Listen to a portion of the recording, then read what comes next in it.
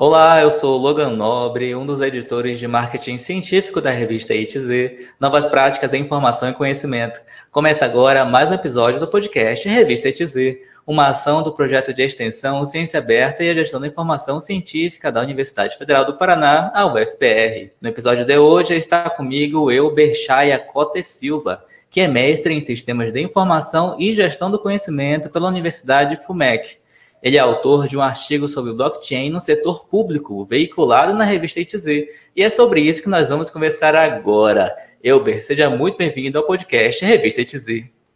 Muito obrigado pelo convite, Logan.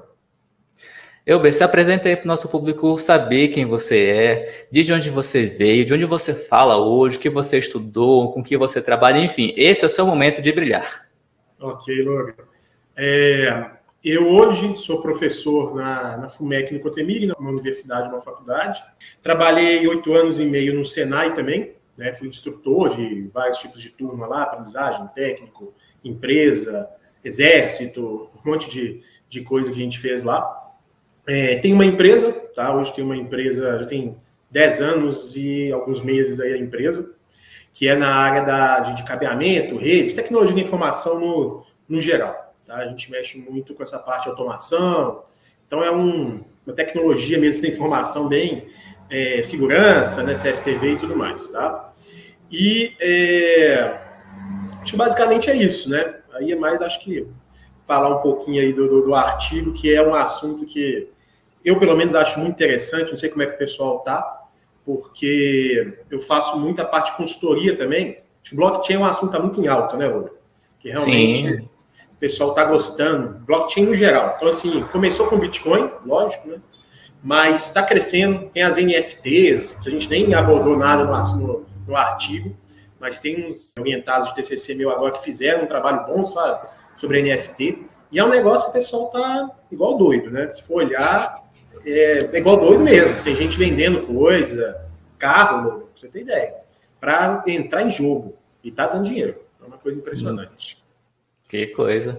Então vamos começar a falar de coisa boa, vamos começar a falar do seu artigo.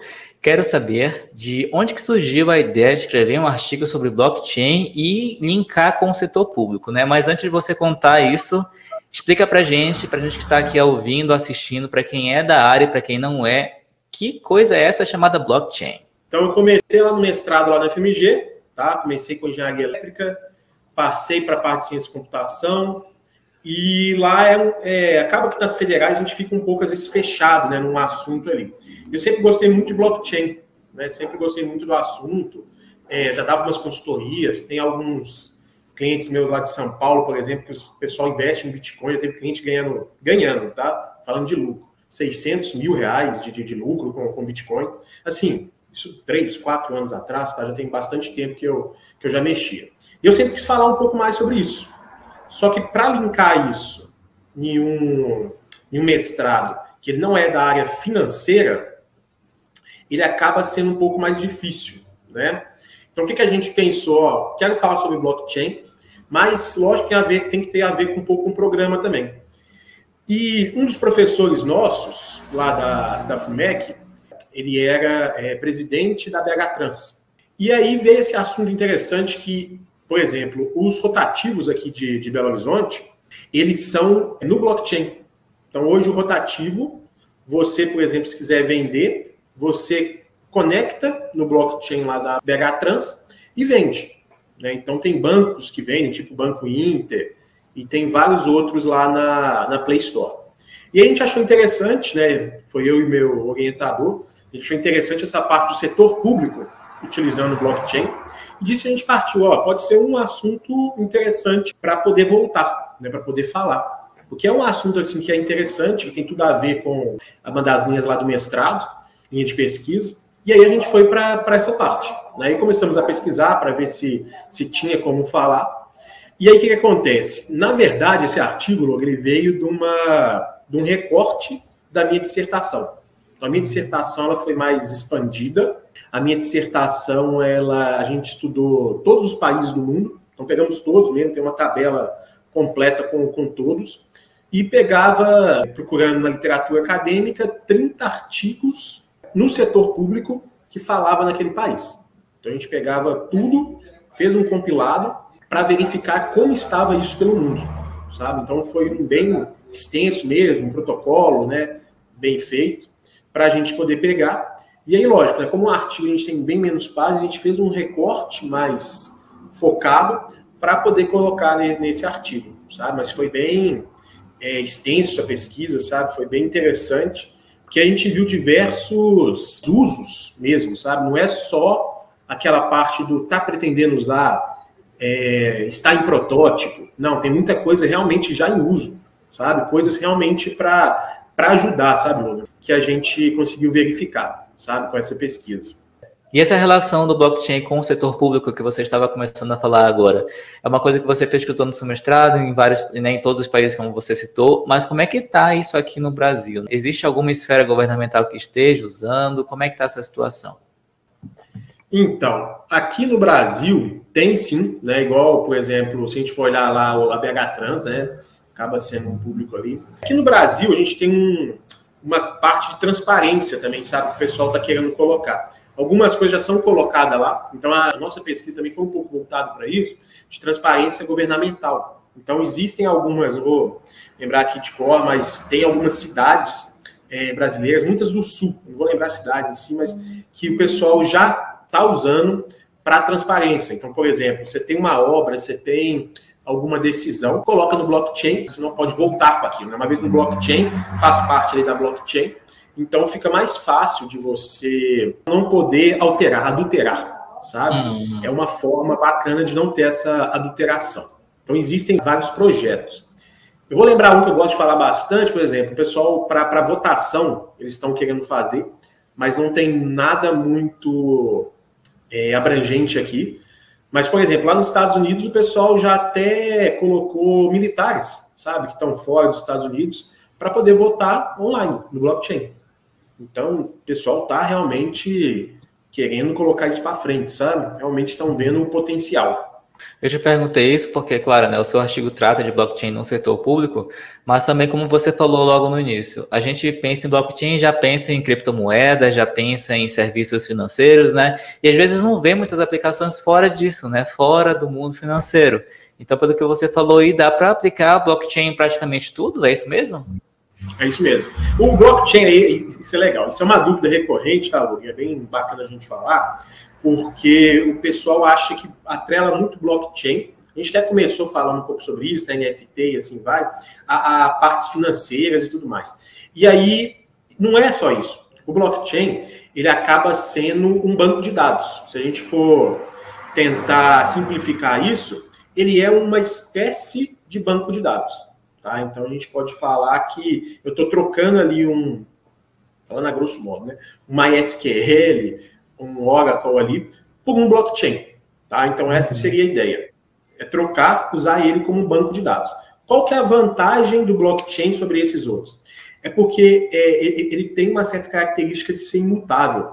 Tá? Então, se você colocou aquela informação lá para trás, se você quiser mudar aquela informação, você muda tudo para frente. Então, isso é bem legal, porque ele cria um hash. Então, esse hash, se você mudar um detalhe, você muda todo o resto.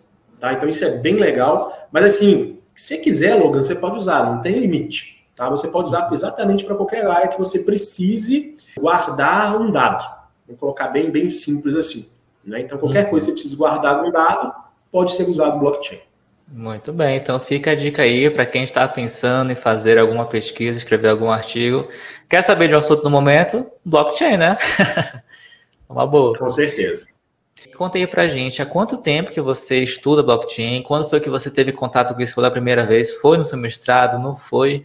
Como chegou assim para você pensar, nossa, isso aqui vai dar bom, isso aqui eu posso investir, isso aqui eu posso estudar? Quando foi esse estalo do blockchain em você? O blockchain em si, vamos colocar assim, o Bitcoin, né? Acho que primeiro, lógico, eu vi o Bitcoin. Eu acho que antes até da minha pós-graduação, né? Porque eu tenho também 2 pós-graduações, e uma delas foi uma pós-graduação até de telecomunicações e redes, que eu fiz aqui em BH também. Eu já tinha ouvido falar sobre Bitcoin. Antes a gente já tinha ouvido, mas com um pouco mais de detalhes. Mas sabe quando você não dá aquela importância que devia ter dado? Infelizmente, né? Se tivesse dado aquela importância, eu acho que estava bem melhor, viu, Logan? Porque naquela época eu acho que, não vou colocar centavos não, mas valia alguns reais. Só para a gente ter uma noção, hoje em dia vale, tá 280, se eu não me engano, 272, e porque baixou, porque chegou a 360 mil, né? Então, assim, é um negócio que cresceu muito. Aí disso, né, do assunto Bitcoin, querendo saber mais, querendo entender o porquê, né, um pouco mais para frente, aí comecei a entender a parte de blockchain. Dessa parte que eu entendi, logo, eu comecei a dar muitas palestras também, tá? Então, dei algumas palestras para bancos, na faculdade, direto, o pessoal me chamava para dar palestra, no próprio mestrado, a gente deu algumas palestras lá. Então, eu sempre gostei muito de falar, de mostrar para o pessoal, porque é muito interessante, sabe? É um negócio... Porque, assim, o Bitcoin, o assunto Bitcoin, ele veio de um artigo, tá? É um artigo que ele tem 9 páginas, se eu não me engano, pra você ter ideia. 9 páginas contando as referências, que é uma página só de referência. Então, assim, um artigo pequeno, ou seja, indica um pouco que pode ter vindo de alguém do meio acadêmico, que é extremamente interessante falar isso, né? Tem algum colega nosso aí, Logan, que ele está bem rico, ninguém sabe quem é até hoje. Provavelmente ele é um acadêmico, porque pelo rigor do artigo, sabe? A gente via lá pelo rigor da forma que está colocado. E foi feito um artigo, né? Não é uma coisa que, pelo menos, que se espere, né? Que uma pessoa que não é do meio acadêmico faça. Né? Não é comum, né, Logan? Pelo menos eu acho que não é comum. E aí, se a gente olhar lá, por exemplo, no Bitcoin.org, são 9 páginas. E que o cara conseguiu mudar, tipo, o mundo, sabe? Porque todo mundo usa hoje. Então é bem interessante imaginar que tem um colega nosso que está bem rico aí. Não é a gente, infelizmente, deve estar rico. Ninguém sabe. O mais legal, o mais interessante é que ninguém sabe quem é. Não sabe se é uma pessoa, se é um grupo, né? O famoso Satoshi Nakamoto, que ninguém até hoje sabe quem é. Sabe? Então é algo interessante aí. É bem interessante saber que o cara conseguiu, no mundo de hoje, esconder identidade, sabe? É bem engraçado até. Que coisa, hein?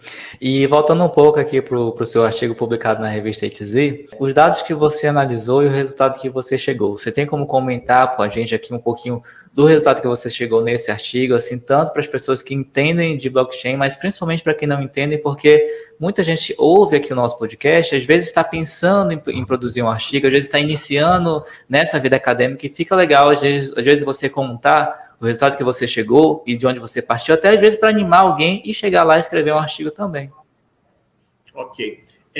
Então, igual eu falei, veio da minha dissertação, né? Então foi bem extenso, né? Se for pensar em questão de um artigo, seria bem extenso assim, para fazer esse tipo de pesquisa.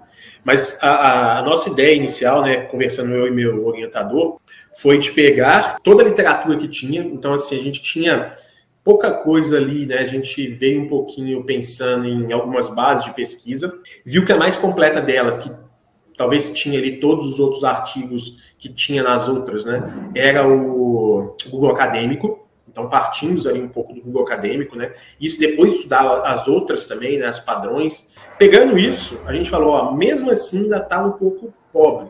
Então, a gente foi um pouquinho também para alguns artigos da internet mesmo, direto, né? De sites. Mas para ter um rigor maior, a gente escolheu só portais governamentais. Então, se era um portal governamental, ótimo. Se não, ele saía dessa escolha também. Então, a gente partiu disso, não fez uma seleção, assim, a gente realmente pegou todos os países do mundo, tá? Então, quando a gente foi fazer mesmo, tem uma tabela completa com todos os artigos, tá? Mas no nosso artigo, né, que foi publicado, a gente foi mais para essa parte do acadêmico, sabe? A gente foi mais para essa parte do acadêmico porque precisava ter um recorte, né? Até mesmo pela quantidade de páginas que a dissertação era maior. Então, do acadêmico, a gente tem esse recorte que foi colocado no artigo que foi publicado. Qual que é o interessante? Que aí foi focado bem no que a gente tem na literatura, né? Então, foi exatamente isso que a gente colocou no artigo, que era aquela revisão sistemática, né? Então, teve um protocolo, né? A gente definiu um protocolo, como fazer a seleção de artigos. E você me perguntou em questão de conclusão, o que a gente viu, assim, é que realmente a gente ficou um pouco, antes, né, lógico, de começar a pesquisa, ficou um pouco preocupado de não ter material, sabe? E como era em todos os países, a gente falou, será que isso vai estar no mundo? Porque ser falado, ser usado como meio de pagamento, né, moedas, hoje em dia são mais de, sei lá, 15 mil, 20 mil criptomoedas, né? Se for contabilizar Uau, todas, tudo isso? Ah, muito mais, Logan. Se você for olhar, tem um site, acho que é o CoinMarketCap, se não me engano, ele mostra que quantas moedas tem listadas nele, né? Só listadas nele são mais de 15 mil, 15.700 hoje, pra você ter ideia. Nossa. Listadas. E tem muito mais do que isso. Então, assim, são muitas criptomoedas. Tá? Por que tem muitas também, Logan? Imagina, por exemplo, eu trabalhava no Senai, né? Senai tem a FIENG, que é o órgão maior, né? E aí, lá na FIENG, eles fizeram, por exemplo, um FIENG Coin. Eu acho que nem sei se está listado, não está listado lá no CoinMarketCap, não. Que é muito interno, sabe? Imagina você, revista A to Z, faz uma criptomoeda para poder, sei lá, fazer qualquer tipo de pagamentos ali, o pessoal te paga com a moeda A to Z, eles podem fazer, sabe? Então, assim, é liberado, qualquer um pode fazer, então, se vê alguma necessidade, o pessoal faz. Entendi. É muito disso. Realmente pode ter qualquer coisa. E na sua vida pessoal, você investe em criptomoeda? Você compra obra de arte em NFT? Como é que é o blockchain aí para você, para o Elber? Eu invisto em criptomoedas, né? Mas os NFTs ainda não. Aí tem até uma coisa interessante, há pouco tempo, tinha um quadro vendendo por 360 mil. Então é um valor bem alto. Mas quando foi fazer a transação, quem foi passar o quadro, pegar lá, não lembro o que foi, ele colocou um número errado, 4 mil, se eu não me engano, pra você ter ideia. Só que aí teve uma oferta, a oferta que saiu mesmo foi de tipo 36 mil. Ou seja, acho que foi 30 mil, se eu não me engano. Tem muita gente ainda que investe, mas que às vezes não toma os cuidados até, sabe? É uma coisa assim que se você errar, qual que é o problema? Você errou uma transferência, talvez você consegue ali cancelar aquela transferência, mas a criptomoeda você não consegue cancelar, sabe? Então tem esse problema. O pessoal ainda tem que tomar muito cuidado. Uma vez feita, já era, sabe? Não tem muito como voltar aquela transação. Então isso ainda é um problema. E é muito caro, né, Logan? Ainda é um valor, os NFTs, querendo ou não, dependendo do que você vai colocar, ainda é um pouco caro. Mas é uma coisa a se pensar, tá? Igual eu tinha falado, tem um orientando meu que ele fez sobre jogos, sabe? Fez uma comparação de jogos reais com jogos NFT. E assim, eu mesmo estou olhando muito essa parte de jogos em NFT e está muito em alta, sabe? Tem muita oportunidade legal, tem muita coisa aí que dá para investir, que é interessante, sabe? Eu acho que quem está um pouco nesse mundo igual eu tô, também não pode deixar de olhar, sabe? De testar um pouco. Então, é uma tendência, sabe? Talvez mais para frente pensar em algo assim, sabe? Porque é muito interessante, Logan. Realmente é um mundo que não tem muito como voltar. Acho que o próprio Mark já colocou isso aí, né? Quando colocou o meta, é mostrar que, gente, a gente está no mundo virtual, sabe? Isso é a realidade. O metaverso está aí, né? Com certeza. E se você pudesse indicar, Elber, um novo caminho, um novo rumo para esse seu artigo continuar as pesquisas nas suas mãos ou nas mãos de uma outra pessoa, que rumo seria esse? Eu acho que é olhar outras áreas também, né? A gente colocou no setor público, né? Fez uma definição bacana. Então, assim, é uma forma também de dar uma contribuição legal ali para a sociedade, interessante, que ficar fácil para os, igual a gente fala, para os tomadores lá de decisão, né, do setor público, verificarem o que já existe, né? O que eu posso colocar, em quais áreas eu posso utilizar do blockchain para ter um ganho no setor público. Mas tem muitas outras áreas, sabe? Então, se o pessoal quiser talvez focar ali no setor privado, tem muita chance, muita oportunidade ali. Focar talvez em uma área específica, exemplo, agricultura, né, que é alto nosso aqui no Brasil. Então, assim, é focar em áreas. Eu acho que se o pessoal ir para essa pesquisa, né, quiser continuar assim, eu acho que podem ter vários assuntos interessantes, sabe? Que dá para continuar. Tem muita coisa, Laura. Dá para fazer muita coisa com a blockchain. Legal. E além da sua vida de pesquisador, de professor, de acadêmico e de profissional no mercado de trabalho aí, quero saber, quem que é o Elber? O que você gosta de fazer no seu tempo livre? Quais são os seus hobbies? O que o teu Lattes não conta? Beleza, Laura. Falar um pouquinho do pessoal, então, né? Tem uma noiva hoje, falar um pouquinho dela também, a Camila. tá lá fazendo a sua engenharia civil. Tem as dogzinhas lá, a Vida e a Amora, que é dela, na verdade, mas assim, hoje em dia é nosso, né? Vamos colocar, que a gente gosta bastante, às vezes dá um passeio ali no parque, né? Com elas. Eu sou um cara assim que às vezes gosto, apesar de ser muito de casa, sabe, mano? Ver um seriado, né? E assim vai. Eu também às vezes gosto de sair com os amigos, sabe? Então, ir num barzinho ali, eu acho que é um dos principais, assim, fazer aquele network, sabe? Eu acho bem legal. Você ficar junto ali dos amigos, né? Não só networking, sim, questão profissional, mas você conversar mesmo, sabe? Eu acho que é bem interessante. Principalmente depois dessa prisão que a gente ficou, né? Querendo ou não, é complicado. Eu, pelo menos, dei uma parada mesmo, sabe? Realmente não saí, estava bem, somente de início, exatamente, acho que por isso que ainda não peguei, pretendo não pegar, né? Assim espero. A Covid, já estou com as 2 vacinas aqui, já querendo a terceira, né? E gosto muito disso. Eu sou um cara muito de tecnologia, sabe? Então, sempre estou muito lendo nessa parte, sempre gosto de saber as novidades. Então, estou sempre nesse meio mesmo, sabe? Sempre na tecnologia. E falando em tecnologia, tu é daqueles early adopted, a tecnologia acabou de sair, tu já está comprando, tu já está usando, ou tu espera consolidar e vir uma versão melhor, 2.0, uma coisa melhorada para tu usar de fato? Como é que é? Eu acho que é o meio termo, viu? Não é tudo, não. Não sou desses que pega tudo, não. Até mesmo porque tem muita coisa de início que não vale a pena. Mas o meu computador mesmo é Linux, só para você ter ideia. E é um Linux que ele já é antigo. Então, assim, já lançou um mais novo há muito tempo. E eu estou no antigo aqui porque ele é estável. Sabe aquele negócio que você pega de início? Então, não sou desses também que, não saiu, tem que olhar. Porque a gente sabe que tem problema, sabe? Por mais que seja, eu gosto muito do Linux, por mais que seja bem consolidado, mas acabou de lançar, vai ter problema. Então, eu já às vezes espero. Ao mesmo tempo, dependendo do que sai, a gente às vezes tem que ir, né? Não sei, talvez, eu gosto muito, igual eu falei que você de automação, uma Alexa nova, alguma coisa assim, a gente às vezes olha assim, sabe? Então tem coisa que não tem jeito. Às vezes coça a mão para comprar, né? Preciso disso aqui.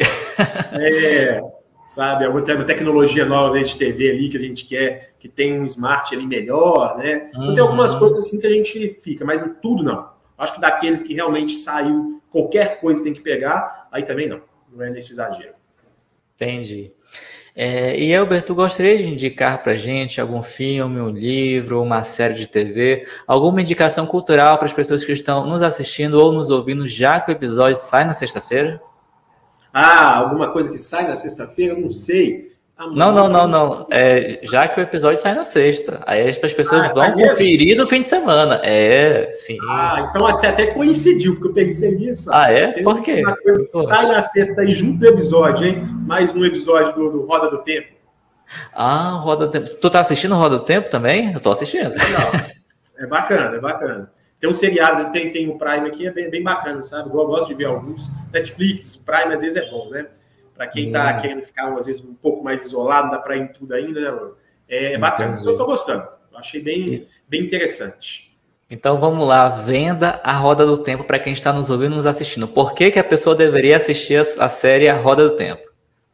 É um seriado assim que eu acho que te prende, sabe? Você consegue ter uma história ali, você fica esperando no que vai acontecer, aí, né, não vamos falar muito não, senão pode dar um spoiler, né, Lu? Mas aí você pensa que vai ser uma coisa e é outra, vai para um outro caminho. Então, assim, eu acho que é uma coisa que tá prendendo, que não tem nada, talvez, apelativo, sabe? Que tem uma produção muito boa, eu acho muito bonita a parte de fotografia. Então, eu acho que é um pouco isso. Eu acho que tá bem legal, sabe? É um seriado que tá bem legal, sim. Mas é isso. Elber, muito obrigado por ter aceito o convite e ter vindo aqui conversar conosco. Agradeço, Longa. Muito obrigado mesmo. Foi bem interessante, tá? Pessoal, quem não viu o artigo ainda, vejam o artigo. Fazer a propaganda do artigo também, né, Longa? Agora tem a versão em inglês também. Então, assim, quem quiser passar, às vezes, por um pesquisador, né, um colega, alguém conhecido de fora também já pode passar. Então, eu acho que está bem legal. E é um assunto muito, muito atual. Então, eu acho que vale a pena, pessoal. Mesmo que não sejam da área, eu acho que ele está bem, né, fazer aqui a propaganda, mas está bem escrito assim, até mesmo para quem não é fixo ali da área entender. Então, eu acho que vale a pena. Ok, muito obrigado. Chegamos ao final de mais um podcast Revista ETZ, uma ação do projeto de extensão Ciência Aberta e a Gestão da Informação Científica da UFPR. Na descrição estão os contatos do entrevistado e o link para você conhecer mais sobre o artigo Blockchain no Setor Público, uma revisão sistemática da literatura, escrito pelo Elber, que conversou agora conosco, e pelo Rodrigo Moreno Marques, e que foi publicado na revista ETZ. Na descrição do episódio também estão os links para você encontrar a revista ETZ, um periódico científico interdisciplinar e de acesso aberto do programa de pós-graduação em Gestão da Informação da UFPR. A revista ETZ tem um site e está no Twitter, Instagram, Facebook e nos 13 maiores agregadores de podcast do planeta. Basta procurar por Revista ETZ. Eu sou o Logan Nobre e a gente se vê no próximo episódio. Até mais! Obrigado, Logan. Aproveitando, gostaria de ser o professor Rodrigo Moreno, ajudou bastante no artigo, né, que é o outro autor, e, sabe, foi fundamental. Então, muito obrigado, viu, Rodrigo? E até mais, pessoal. Precisando, só falar.